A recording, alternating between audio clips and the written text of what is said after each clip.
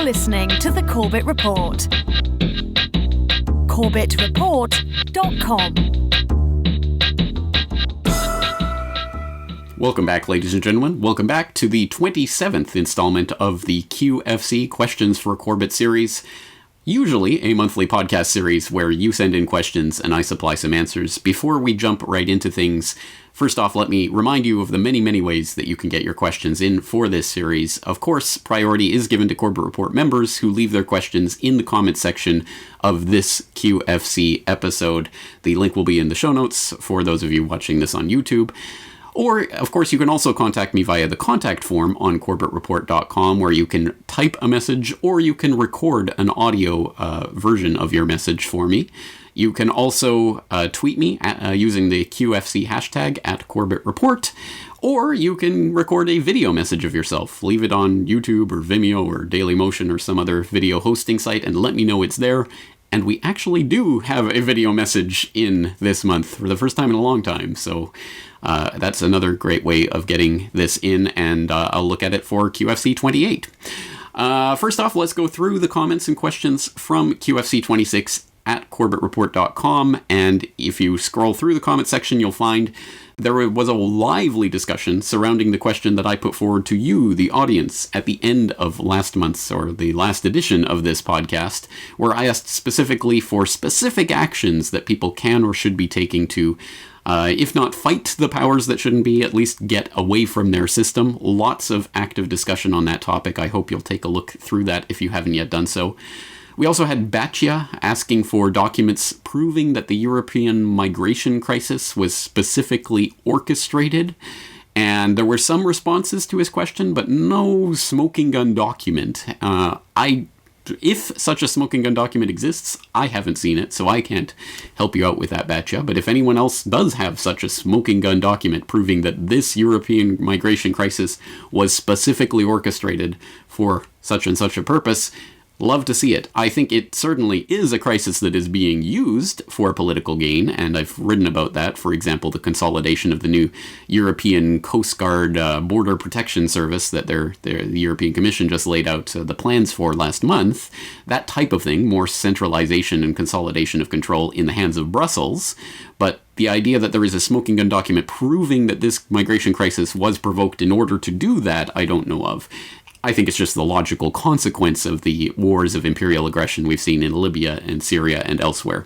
But again, if any of you have such a smoking gun document, I'm sure we'd all love to see it. Please leave it in the comments.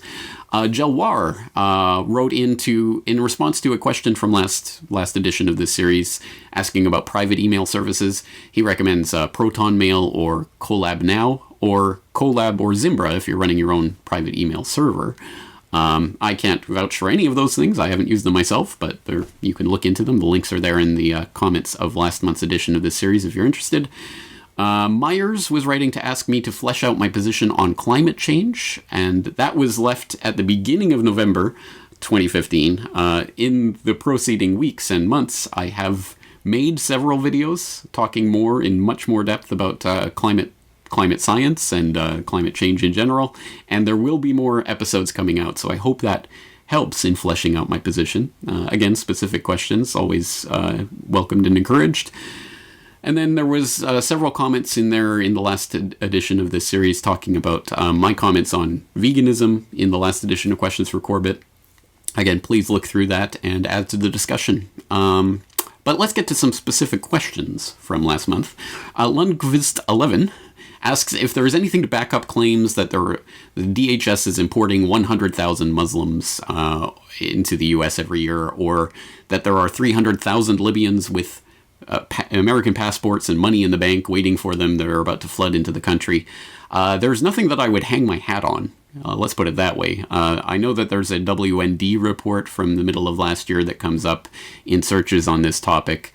The DHS caught bussing in illegal Somalis from Mexican border, but it's a pretty tenuous report, and it certainly doesn't definitively prove anything about a specific DHS goal to bring in 100,000 Muslims a year or anything of that sort. So there's certainly nothing definitive I've seen on either of those topics. But again, if anyone has anything specific, please do let us know. Double K321 writes, James, one of the biggest hurdles I have with libertarian philosophy, and probably it applies to anarcho-capitalism as well, is property rights. It makes no sense to me how people claim ownership of natural resources, example, land, water. I've heard Tom Woods talk about having the best claim, for example, I saw it first, but that seems incredibly flimsy to me. What if someone else claims, well, I can do more productive stuff with the land that you saw first? And what if someone else says, this is holy land and I am the most religious? Who amongst us can really decide which of those arguments is best? Also, if we believe in privatization of land and water, would this also extend to privatization of air? Should the creation of such a mechanism be possible? Thank you for the very insightful question, Double K321, because to my mind, this is the core question of anarchism and the core question which separates all of the various flavors or branches of anarchism.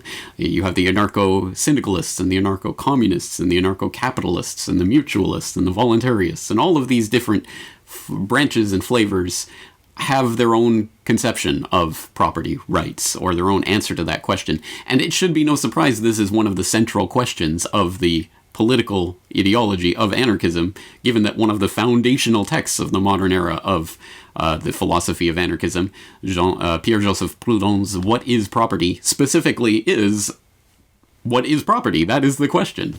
So that is absolutely a core issue.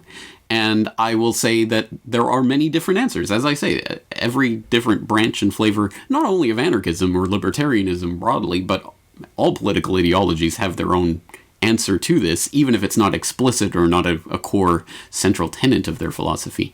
So I share with you your misgivings about the idea that all classes of objects can be owned in the same way as we own a pen or own a chair. I think when we talk about land, water, air, I think there needs to be more nuance to the discussion there. And to be fair, there's a lot of work that's gone into talking about these issues. Anarcho-capitalism, as you say, broadly talking about the Lockean tradition of homesteading as the basis for private property rights, along with contracts to transfer property, of course. But that does seem unsatisfying in certain areas, like privatization of air or something of that sort. To be fair, there are people who are working on those types of questions. There was recently a book that was co-authored, I believe, by Walter Block, specifically on the question of privatization of water. I'll include a link in the show notes so that you can find out more about that. But yes, lots of different answers to this question, and my own answer personally at this point, I'm undecided. I do not have a definitive answer as of yet. This is part of what the Well-Read Anarchist series, the podcast series that will be continuing in 2016, guys, honest, that's part of what that series is about. I think a core subject that we're going to turn back to again and again is what is property, and what are the ramifications of the different answers to that question. So, yes, please stay tuned to the Well-Read Anarchist podcast series, where we will continue our exploration through the works of Proudhon and many other anarchist philosophers talking about that question and how it can be answered. But you're right, it is a key core question, and there's lots of different answers to it. I hope that whets your appetite for the answers to come. But as I say, let's move on. Let's move to the video question that we got in from Priscilla and Preston. Hi, James. This is Priscilla here. This is Preston. And we're a couple living in the middle of New York City. We're both artists and activists in our own right. And first of all, we'd like to thank you for all of the work that you have done. It has been extremely inspirational and educational and life-changing in many ways. So thank you for that. Thank you for being so thorough and for sharing all of your research and your insight. And it's actually what has inspired us to record this video, because we feel the need to elevate and expand our work and what we're doing, and ultimately create our own alternative media source for transmitting this very same information to urban inner city youth. So the question we have for you is, as this new emerging alternative media resource, are there any fundamentals that we should be aware of, or any preliminary steps we should take to ensure our protection and ensure our safety from the various intelligence agencies and agents of the state that would rather have this information suppressed and are, as history has shown, are more than willing to go to extreme measures to ensure that this information stays suppressed. So, or do you advise against this altogether? Because we've found more creative means of, expressing our views, but we do feel that something is missing. So, please share with us. And if you've already done something about this before, please just direct us to it. And we love watching your videos. We consume your information at an amazing rate. So please, if there's anything you've already done on this topic, direct us to it and we'll take it from there. Okay. Thank you so much, James. Thank you for everything you've done, and we look forward to hearing back from you. Peace. Thank you so much for taking the time to make that video, guys, and thank you for the kind words. I really do appreciate them. Let me take your latter question first. Should you be doing this? Obviously, that's not something I can really answer for you. It has to be a calculation of what is the best use of your time, your resources, your energy, your skills and abilities. All of that has to go into that decision, and ultimately I think it's a question, are you motivated to do this? Do you want to do it? Do you think you have something to add in a way to reach out to urban youth or some other type of specific community that may or may not already be receptive to this in new ways? Again, that's something you'll have to answer for yourself. Maybe your artistic endeavors are enough. Maybe they're not. Maybe you want to do something different. Maybe you can do both. Again, you'll have to answer that for yourselves. But on your other question about protection from intelligence agencies, I have some bad news and some good news. The bad news being that if a motivated nation-state actor with all of the resources of an NSA or one of their alphabet soup brethren is somewhere in the world really have you in their crosshairs and really want to find out information about you, they probably are going to. I mean, you can get into Cloak and Dagger and Tor and encryption and stuff like that and trust them as far as you can throw them. But again, a motivated nation-state actor with all of those resources, with all sorts of backdoors and technologies that we don't even know about, good luck. That's Cloak and Dagger stuff. The good news being, that's almost certainly not going to be the case. Unless you have information that no one else has, you have the super goods on some dark actor or other that no one else has, and you announce it to the world and say, look, I have this secret information, but I'll hold it back for now, or something along those lines, then you become very much in those crosshairs, and you have to worry about your safety. But barring that, there are now tens of thousands, hundreds of thousands of people getting involved in this in all sorts of different ways, podcasting and online. Of course, not every single one is in the crosshairs, so to speak, in that sense. I think the intelligence agencies like to spread misinformation and disinformation and get people scattered off in different ways, and we know that the Army and other organizations are employing people to sit on keyboards all day and type comments to lead people off different rabbit trails in the comment sections and get them fighting with each other. I think that's from their perspective, a much more easy and valuable way to try to control this alt media phenomenon than to go after each individual alt media producer. So it isn't all Cloak and Dagger. I've never had some, intelligence agency directly threatening me or anything like that. But again, if you do have the goods, the secret goods on some dark actor with, these super connections, the best thing to do is make it public immediately. Do not sit on it. Do not hold it back. Do not pull a DC madam and go, I have all this information, but I'm going to keep it back for now. That's the best way to end up suicided, as we've talked about on this podcast in the past. But again, that's not a very likely scenario. Having said all of that, I should say that you should also be concerned not only from protection against the intelligence agencies, but the general public.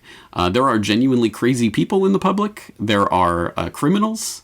There are all sorts of bad actors in the general public as well that you have to think about. So think about that. Think about protecting your own privacy, using encryption and things just to protect against criminal elements as well. That's something to think about. It's not all Cloak and Dagger intelligence agencies. It can be just the general public as well. All right. I hope that answers your questions. Again, thanks for getting involved, guys. And if you do start some sort of media venture, let me know, and I'll let everyone know about it. So Thanks again for the video. Let's open up the mailbag now, go to some mail comments and questions, and we'll start with the best kind of question, a straightforward question with a straightforward answer. John writes, what's the word you have for government run by the worst criminals? And thank you for that, John. I think the answer you're looking for is kakistocracy. It is not my word, to be sure. It is an actual word that you can look up. It derives from the Greek kakistos, meaning the worst, roughly, and kratos, meaning power, rule by the worst. It is, interestingly, an exact antonym to aristocracy. Aristos, meaning excellence, and then kratos, power. So aristocracy is technically rule by the best, or the excellent, or the most worthy. Make of that what you will. Kakistocracy, the opposite. And in its usage, it's been used in English since at least 1839, and it's not frequently used, but it could be applied in different ways. It could mean something like run by the most inept, or rule by the worst kind. And that certainly seems to be an apt description anyway of the various Congress critters and psychopaths and others who have climbed the ranks of at least the political puppet power that we see in the observable government, not to mention the shadow government. So that's generally that word, and that word was brought to my attention by Dr. Tjeerd Andringa of the University of Groningen in the northern Netherlands. So I hope people will check out interview 1024-1024 back in the interview archives of CorbettReport.com if you haven't done so, where we have a discussion on that word and its implications. Thank you, Dr. Andringa, for bringing it to my attention. And let's move on to another question. Again, an email question, this one from Mark, who writes, I'm wondering what is better to buy for protection against the currency crash. I've been looking into buying silver bullion and wonder if buying minted silver coins like the Perth Mint Kangaroo or just silver bars are better for this purpose. Thank you for the question. It's a good question. I think it depends on your conception of what type of collapse scenario you're hedging against, and also how much you're saving in and what you intend to do with it. If you are looking to have something squirreled away in the case of some sort of Mad Max collapse scenario, some sort of crisis or hyperinflationary mania or something along those lines, chances are you're probably going to want coins for that purpose, assuming you're going to want to buy daily provisions and things like that. They're usually of smaller denominations than bars, and they're with the mint. They're identifiable, recognizable. Most people will trust them more, so they're much more liquid, especially in that sort of situation. If you have a big 10 or 32 or 100-ounce bar, it's going to be more difficult to buy a loaf of bread. So if that's what you're thinking about and looking for, then coins would probably be more up your alley. But I should stress I don't think that's the most likely way that we're going to see economic crisis occur, because that's a crisis that tends to disorganize and decentralize, where of course we know the ultimate aim is centralization and organization.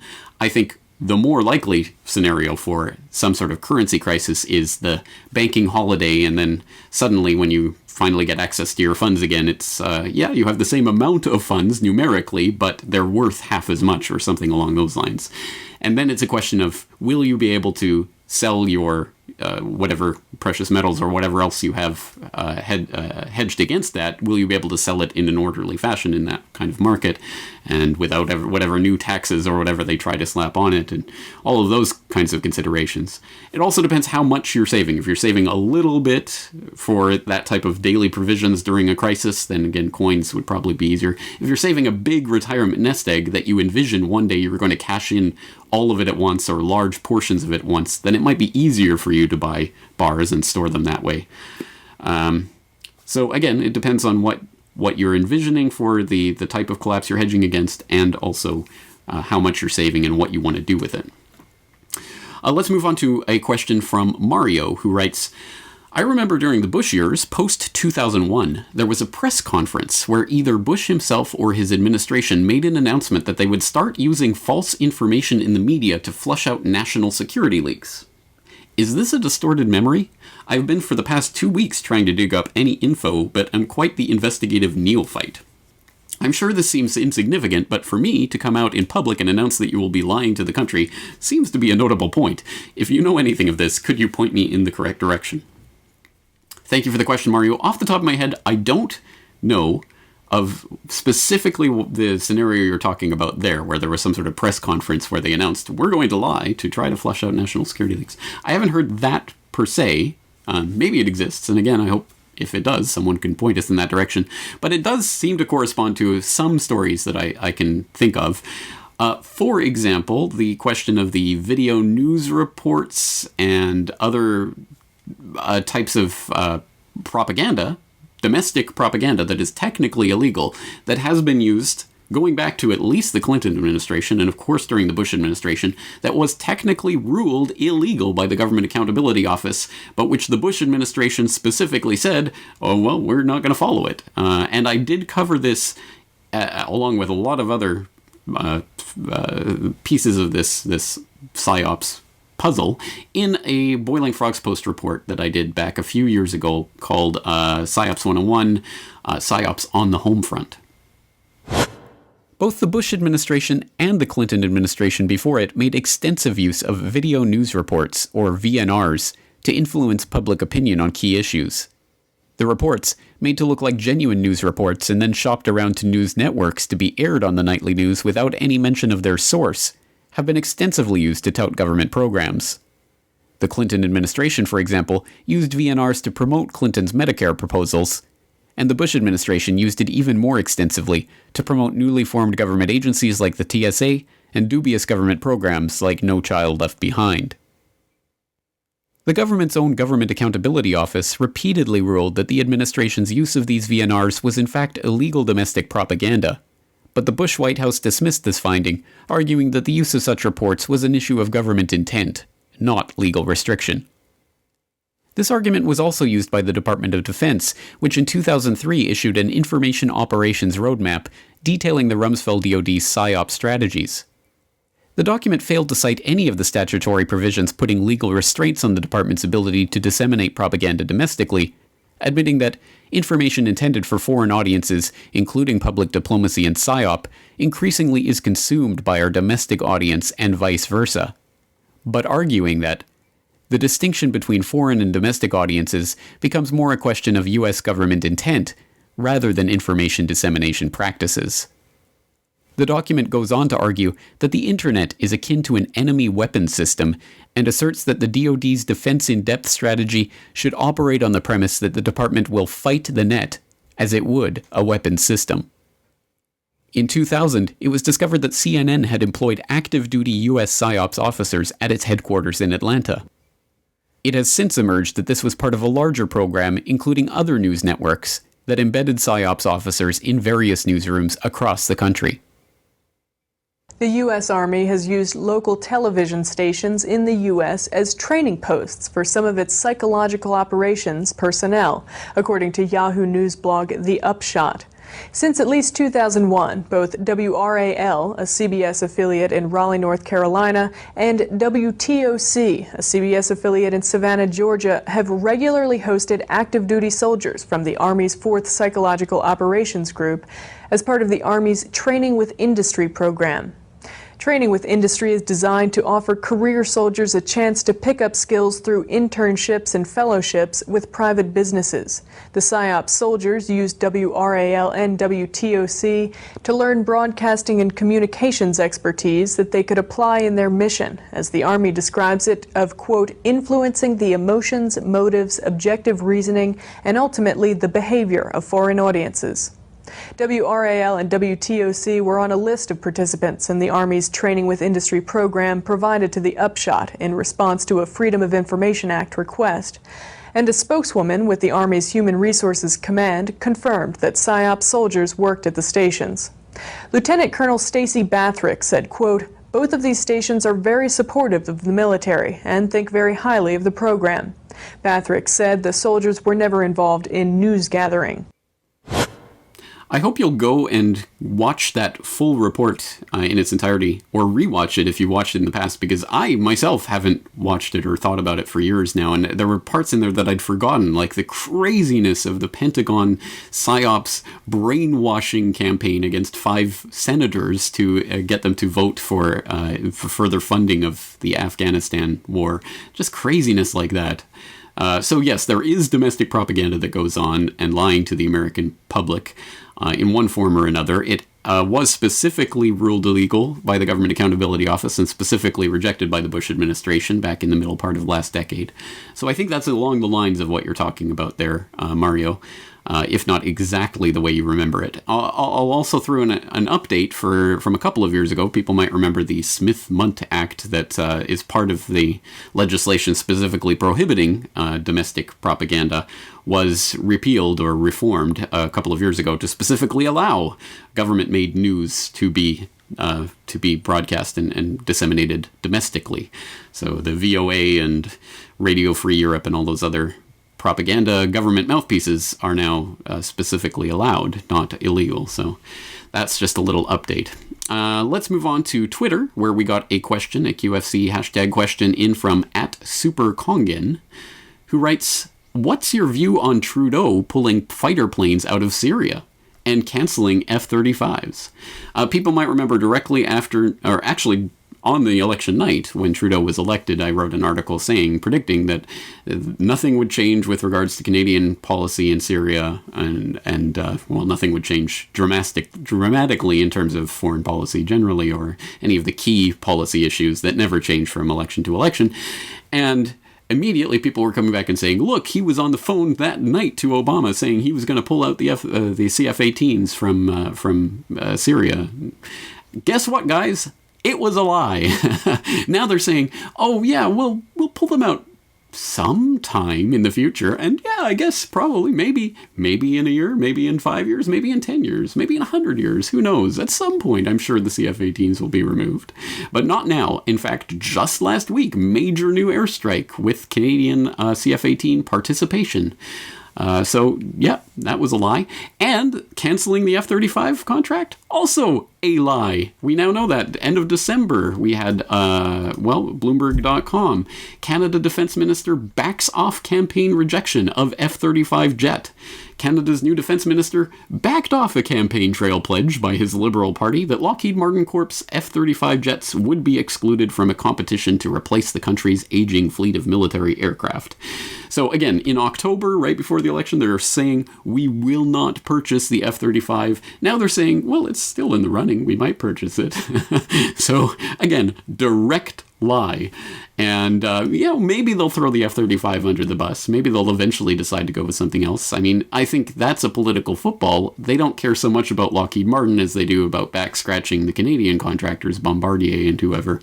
So maybe they'll throw that one under the bus. But the point is, they lied. They said they will not purchase the F-35. Now they're saying, well, we might. So I love the fact that it was so quickly proven within weeks of them taking office that all of those things were lies. I'm on record saying they were lying, and hey, guess what? It's true, they were lying. But don't worry, I'm sure the people who support Hope and Change, exactly like the people who supported 2008 Obama Hope and Change, will close down Guantanamo, will stop lobbyists in government, will end executive orders, all of which, and much more, proven to be lies within weeks of him taking office. But again, people who bought the Hope and Change bought the Hope and Change, and I'm sure it'll happen again and again and again and again and again in country after country around the world for generation after generation, as it has been and will continue to be until people wake up and smell the coffee. Not holding my breath on that, but it's what we're working towards here, isn't it? Okay, let's move on to the next question. An email from Jack. I'm sure you heard the news this week regarding Facebook CEO Mark Zuckerberg pledging to give 99% of his wealth to the newly formed Zuckerberg Initiative.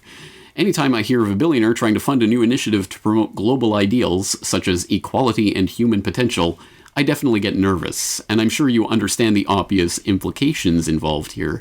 I was wondering if this topic was something you had thought about, or if you think Zuckerberg may be this generation's George Soros in the making.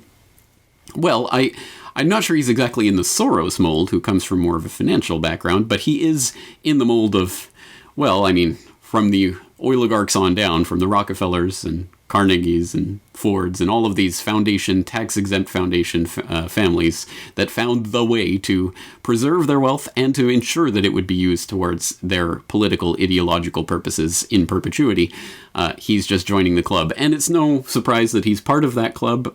You don't hobnob with Obama and Xi Jinping and all these people and be that multi-billionaire without being part of that club. So he's definitely in the club. I guess the only question is, since when was he in the club? Was it from the very beginning? Was he put in that position to start Facebook? I don't think that's the most likely. I think he probably started Facebook and the intelligence agency saw, hey, that's a good idea, got swooped in with their venture capital funding, and billions of dollars of personal wealth later, here he is. And again, this is following directly in the mold of his heroes. On that very note, our friend Brock West just tweeted about Mark Zuckerberg. Isn't he just the cutest little minion? And pointing out his Facebook post, a recent Facebook post. My next book for a year of books is Quantum Physics for Babies. Ha ha ha. Just kidding. It's actually World Order by Henry Kissinger, about foreign relations and how we can build peaceful relationships throughout the world. This is important for creating the world we all want for our children, and that's what I'm thinking about these days. Cutest little minion indeed. So I think we have a very good idea of where this money for the Zuckerberg initiative is really going to end up. And it's funny, it was originally reported when this story broke, it was originally reported that this was going to be some sort of, like he was just donating it to charity or something. No, he's starting a tax-exempt foundation that he will direct. So, and it will be more seen as an investment vehicle than it is philanthropy. So, again, it couldn't be more blatant. But on the Facebook note, I will once again throw you back to an old Boiling Frogs Post eye-opener I did on the question of Facebook and its intelligence agency connections. The publicly available record on the Facebook In-Q-Tel connection is tenuous. Facebook received $12.7 million in venture capital from Excel, whose manager, James Breyer, now sits on their board. He was formerly the chairman of the National Venture Capital Association, whose board included Gilman Louie, then the CEO of In-Q-Tel. The connection is indirect, but the suggestion of CIA involvement with Facebook, however tangential, is disturbing in the light of Facebook's history of violating the privacy of its users. Another black eye for Facebook. The social networking giant has reportedly revealed the sexual orientation of some users to advertisers. Researchers discovered that targeted ads are sent to accounts of people who have described themselves as gay or straight. Now, that means a person who wants to keep their private life private may be actually sharing it. And just last week, we learned some of the most popular apps on Facebook were leaking users' information to advertisers. Do you feel like it's a backlash, or do you feel like you're violating people's privacy? Do you feel like you're adequately portrayed as a... Because I want to wonder about the person who actually created this thing. Yeah, I mean, a lot of stuff happened along the way. I think, there were real learning points and turning points along the way in terms of building things. A recently released IM conversation between Facebook founder Mark Zuckerberg and a friend revealed the underlying attitude of Facebook towards its users. The exchange took place in 2004 when Zuckerberg had recently started the popular social networking website. In it, he told the friend, quote, "Yeah, so if you ever need any info about anyone at Harvard, just ask. I have over 4,000 emails, pictures, addresses, SNS." To which the friend replied, "What? How do you manage that one?" And Zuckerberg responded, "People just submitted it. I don't know why. They trust me. Dumb fucks." Once again, see the link in the show notes for that complete report, which, again, I think is worth visiting or revisiting if you've seen it in the past. All right, moving right along. Let's go to an email from Matt. With the coming, define it how you may, internet kill switch, Google News rating, FCC 15, TPP, Sesame credit, how can we prepare for it as media producers? I heavily rely on YouTube and my nearzerotraffic.com for the dissemination of information. Wireless mesh networks are a great idea. I have 2 nodes here at the farm for streaming the internet from the house to the recording studio. But I'm the only node I'm aware of for 25 miles or so. What are your thoughts on by-the-mail newsletters? How might someone like yourself get your info across the pond in a worst-case scenario? Yeah, very good question, and I'm sure a lot of people have thought about this, and this is why I think there does need to be a low-tech infrastructure of sorts, as at the very least as a backup. We still have access to lower technology ways of disseminating information, and we should be thinking about how to make use of those as well. Obviously, at this moment in time, the internet is the easiest and most effective way to get your voice heard by the globe, basically, at a moment's notice. But yes, we have to think about those types of backups. In fact, that is, and has been for several months now, been on the block to be a future edition of the Solutions series of my podcast, where we're going to talk about low-tech solutions. So stay tuned for that. If anyone has any other thoughts or ideas on that subject, again, I'm sure we'd all like to hear them. Please leave them in the comment section. Let's move on to an audio question. This one in from Hendel. Good afternoon. My name is Handel Rodriguez. My question: what is the difference between voluntarism, agorism, libertarianism, and anarchism? And if they are very similar, then which one's the better conversation starter? Which one will get a conversation flowing better? Because I understand some of these labels tend to bring up barriers in communication. And it's all about communication, right? So I would like to address that. Thank you very much for your program. And well, I don't know if you believe or not, but God bless you. Thank you for the question, Hendel. Have you got a few hundred hours? Because that's what it's going to take to really sort through this. This is the point at which I think labels can become more of a hindrance to communication than a help. And if you ask 100 different people to define these terms, I guarantee you're going to get 100 different definitions, maybe 200. So if you want the quick and dirty definitions, I would say anarchism is the broad umbrella term for any political ideology which has as its core tenet the belief in no rulers or no hierarchy. Even there's some room for different interpretations that explain some of the splits amongst people using that label. Libertarianism may or may not refer to the classical liberal tradition, i.e. going back through Locke and Jefferson and people like that, talking about the bases for government. But then again, there are libertarian anarchists, or people who proclaim both labels. So it's not necessarily, it could be minarchistic in tendency, could be anarchistic. It could refer to a specific political party or movement, as it does in certain polities, which may be more anarchistic or minarchistic in nature.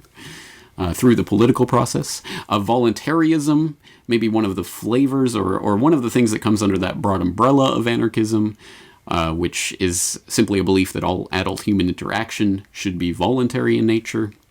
Agorism is less of, I think, of a political ideology than it is an action plan for implementing those types of anarchist ideologies. And for people who want to know more about agorism, I recently did a podcast on that. So, again, that's all very quick and dirty, and it has to be elaborated on at great length to really hone in and narrow down on some of those, what those core definitions really mean and how you differentiate yourself within that context. So again, it depends, I think, really on the context that you're using these words in, who you're talking to, your understanding of how much they understand what you're saying and how much they might want to use their own connotations to put meanings on it that you don't intend, and then you'll have to explain those. I don't think there's an easy way out of it. I mean, labels are only so good as they are for shorthand placeholders when we all understand what is being talked about. And there are certain contexts in which I could say, I'm an anarchist, when that doesn't really say enough. It doesn't say specifically anything of detail. But when I say that, I trust that people I'm talking to understand all of the things that entails and how I situate myself in them. But that's why I could never say that in mixed company and I just expect people to understand specifically what I'm saying. So I hope that helps. I hope that helps at least clarify what this really means when we're trying to define these labels and why they may not be as useful for some sort of totalizing one word to encapsulate an entire ideology. And that's not just in the anarchist framework or these words in particular. I mean, this is for all sorts of political ideologies or economic theories or things of that nature. They cannot generally be summed up and completely understood and encapsulated in a word. So let's use language for what it's for, which is communication, and understand its limitations as well. Okay, let's move on to a question from Owen, who writes, is there any source of live news media which is completely independent and trusted? RT equals Russian nationally owned broadcast. Press TV equals Iranian owned broadcaster. Telesur equals Venezuelan owned broadcaster. CNN, ABC, BBC, Fox equals the West propaganda networks. Everyone seems to have an agenda. How can we sift through the news to discover the truth? Thank you for the question, Owen. Is there any source of live news media which is completely independent and trusted? No. Is there any source of media which is completely independent and trusted? No. Is there any source even conceivable theoretically that should be in all cases trusted? No. Of course not. Of course it isn't that simple. I really wish it was, but it isn't. No source should just be taken on faith ever, and you should never get into the habit of just simply trusting anything that comes from any outlet, including the Corbett Report and anything else, and anyone who tells you otherwise is lying to your face. So I wish it were easier, but it isn't. It's always a question of what you are trying to get out of this, and what you... how do I explain this? Well, okay, how about for something like a factual thing. A politician made this factual statement about this event or something along those lines. That is very often, not always, but very often, you can get those types of facts, verifiable, independently verifiable facts from all sorts of sources, including those sources you mentioned and elsewhere. Mainstream corporate propaganda networks still do report facts that are verifiable facts about things that really happened in the real world. And if you're just interested in those facts, then yes, you can get that information from a multitude of sources. And usually you can verify them by triangulating from different places, or you can go back to source documents or things of that to verify those facts. But it's always a question of the spin that is placed on those facts, the context in which it's situated, which can put a different spin on it. And there is no such thing as a truly, completely objective, floating from the heavens, observing it all as some sort of, godlike being point of view when it comes to media. It can't. No one on the planet could do that, because even choosing what to talk about and what not to talk about is in itself an editorial decision which comes with it a worldview, a perspective, a bias. It is inherent in everything we do, everything we're capable of doing as human beings. You will never get beyond that. So you have to rely on multiple sources. You have to verify from different sources, and you have to differentiate between facts, actual independently verifiable facts about the real world, and then ideology and spin and perspective and commentary and context and history that come as a part of that fact to put it into a framework that gives you a view of the world. So again, New World Next Week and shows like that sometimes do use corporate media to talk about facts and to unspin the spin that they put on it, to put it into a real historical framework to make it make sense for people, and things of that nature. So, no, is there a independent, trusted source of news? No. You're going to have to use your own gumption, you're going to have to put some work into it. And I wish there was an easy way to turn your mind off and just get truth, but it doesn't work that way. It is an effort, and to the extent that you make that effort, you get out what you put in, I think. All right, let's move on to the next question. Jens writes, I don't mind when friends and family have a different opinion than I do regarding subjects like global warming, Syria, etc. That's their choice on their path. However, when they refer to Rational Wiki, I'm saddened, as they are loving and intelligent people. If you could do a program on debunking this organization, it would be much appreciated. Well, let me say something surprising. I find that there is value to sites like this. And for people who've never visited Rational Wiki, it's a site that tends to talk about some of the alternative media type subjects, but almost, I think universally from what I've seen, to poo-poo them, and usually in a very dismissive manner. But lump that in with all sorts of sites that we could talk about, 911myths.com or Snopes, or those types of sites that generally, this is conspiracy theory and it's bunk. Those types of debunking sites can be extremely useful.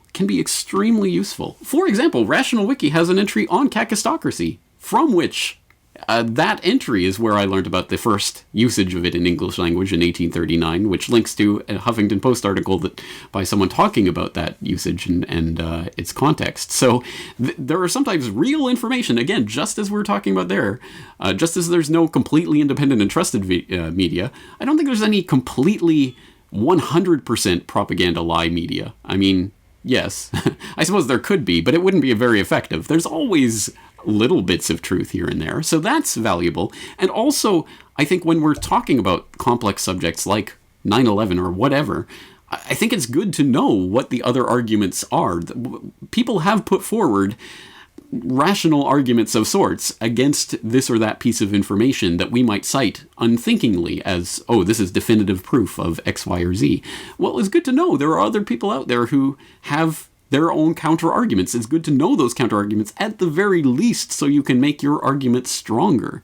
And I do that all the time with all sorts of things. I've done that over the years and even changed my perspective on things like the 9/11 missing trillions. I used to just say it was on September 10th that it was suddenly revealed to the world. No, it had been talked about. It was in a fiscal year 1999 DOD Inspector General report. And it had been talked about all throughout 2001. It wasn't just on September 10th, 2001. And that was something that my understanding was expanded by looking at some of these 9/11 debunking sites. And they're right. I don't think it changes the fundamental assessment, but they're right about that. So why continue to promote things that are untrue? So there is value to things like that. Now, if people only respond to your argument by saying, look, Rational Wiki, I mean, then you can talk to them about the things that are raised in there, or you can get them to elaborate, because if they're just using that as a placeholder, I don't have to research this because this, then, well, either they're not going to engage you in conversation and probably not worth engaging in conversation, and that's on that subject anyway, or it's a way into a conversation where you can get into more depth and maybe even expand your own view, change your own view. Maybe there's other facts out there that you didn't know about. So I wouldn't throw babies out with bathwaters. There's sometimes good information, even in sites that disagree with you more often than they agree, or all the time, as the case may be. Okay, speaking of media sources and things of that nature, let's go to a question from Bob. Hi, James. It's Bob Fergus. I'm a bit concerned about events here in Australia and would like to know what we should be looking for, and perhaps other networks within our region that we can contact to keep a pace of what's going on. Thanks. Well, g'day, mate, and thank you for the question. Unfortunately, I'm not Australian, and I don't have my ear to the ground in Australia, but fortunately, as I'm sure you all know, I not only have my partner at the Asia Pacific Perspective video series, Brock West of apperspective.net, to help me answer such questions, but he is also, as I hope you know by this point, also now doing the video editing for almost all of the Corbett Report videos, including this video if you're watching it on YouTube. So I'll throw it over to Brock. Brock, what do you say? G'day, Bob. Thanks for your question, mate. I'm just going to run down a quick little list I've compiled here of a few websites that I use and visit quite frequently for my work and research for apperspective.net. I think you'll find that most of these cover a wide range of topics, not always related to Australia, but there is quite a bit of Australian news for you to sink your teeth into. The first one is Fair Dinkum Radio at fairdincumradio.com. This is a website run and hosted by Leon Pittard, who I actually was doing a little video series with a few years ago called Asia Pacific Insight. Really great website with a lot of important topics, and also he's quite food and health orientated as well, which is really good. The next one is the Australian Independent Media Network at theaimn.com. This is mostly a political site, an Australian political site, so if that's something you're interested in. Next is Real News Australia at realnewsaustralia.com. This is hosted by Lee Maddox, and I would recommend, if you're on Twitter, following Lee at Real News on Twitter. He's quite the prolific tweeter, and he really does post a lot of good stuff on there. Next is one I can really recommend, is Truth News Australia at truthnews.com.au. This is hosted by Hereward Fenton, and he gets guests on like John Pilger and the like, and other really important guests covering a lot of topics, including vaccinations and all that kind of stuff. Cairnsnews.org is also a good one. It's not necessarily just about North Queensland news. They tend to have a more worldly influence on their website. And finally, I want to bring attention to the Australian Roundtable podcast, which is at ausroundtable.com. This is an affiliation of tottnews.com, which is run by Ethan Nash, a fellow blogger and independent media personality based in Brisbane there. The Roundtable podcast has just gone on hiatus, but they've got 50 episodes that they recorded this year, so plenty of news and information and current affairs for you to sink your teeth into. All right, that's all I've got for now, mate. Take care, all the best. And although Brock is too bashful to plug it too much himself, of course you can find his work at apperspective.net about news and information all throughout the Asia-Pacific region from an Australian perspective. So I hope that is enough to get you going. From Australia to Japan. I had Tim write in recently to talk about Japan's My Number ID system, and for people who don't know about this, I suggest you look it up. I'll throw some links in the show notes to talk about this Orwellian system that they're going to start instituting here, a government-supplied number which will eventually be tied to purchases that are made so that you can then claim back taxes and things from the government. Yay, isn't it great? Tim writes, so the government is going to track all purchases and then offer refunds for those items it deems qualifies for a reduced tax rate. What part of this shouldn't we be concerned about?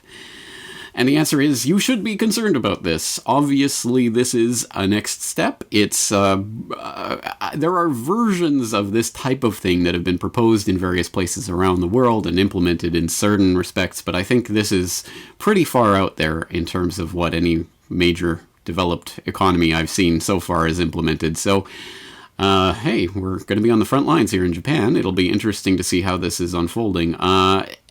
It's not, from what I understand, mandatory. You will have this number assigned, but you don't have to use it, and you don't have to even claim that you can get a card with the associated with the system, but it's not mandatory yet. But it's certainly a step along that path, and it's going to be nightmarish. I will devote more coverage to this, obviously, as it continues to unfold, as we start to see how it actually takes shape. Personally, I think they said they were going to be mailing out the numbers themselves to every person who's registered in the country last year, but I haven't received any such mail myself yet, so I don't know. I'll let you know, and there will definitely be some more coverage about this as it continues to unfold. Finally, today, we'll turn to a question from Paul. I'm sure your hands are full with the completely mind-boggling amount of work you produce. If I may ask you two quick questions, what is a typical day of production for the Corbett Report, and how exactly do you stay so productive? And the only answer I can give to that is, ha ha ha, you have no idea. Yes. I have worked myself to the bone for years and years and years and years and years to produce an incredible amount of stuff. For one guy doing all this work, it is an incredible amount of work, and it has been done at the expense of a lot of other things that would equate to an outside social life. I've done a lot of this work instead, so I have tried in recent years, especially since my son came along, to try to curtail some of that to achieve more of a work-life balance. I'm going to make even more of an effort this year to achieve more of a work-life balance, and maybe try to implement something more like a regular 9-to-5 kind of schedule. As it is, I tend to have my most productive work time between 11 p.m. and 3 a.m. and then go to sleep for a few hours, wake up with my son, get him ready for the day, put in a few more hours, take a nap, put in a few more hours, then dinner time and spend time with the family. It's been a very crazy lifestyle like that for a long time, and that's not a happy way to live for any long period of time. I do it to myself. There's no one to blame for this, but I'm definitely going to try to curtail that. So if you want to emulate me, sleep as little as possible and sleep at odd times and work at odd times, but I'm not necessarily recommending that.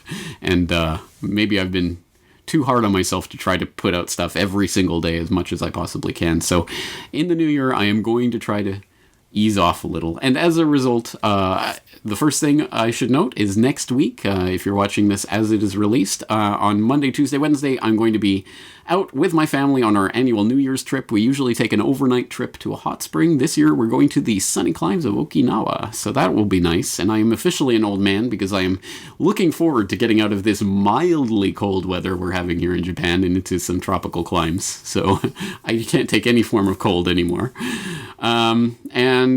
Also, you will have noticed that in the incredible amount of work that myself and Brock were putting into the oligarchy video last month, that meant that the preemption of the QFC and film literature in the New World Order and Well-Read Anarchist and all of my other endeavors, all of those will be coming back online starting with this QFC. There will be a film literature New World Order on the Manchurian Candidate later this month, so either read the book or watch the movie, the original, not the remake, in preparation for that. And we will get Well-Read Anarchist back and hopefully on a more regular basis this year. So there will be more work coming, but I'm not going to beat myself up to maintain arbitrary deadlines that I make for myself, and I'm going to try to work more reasonable hours in the future.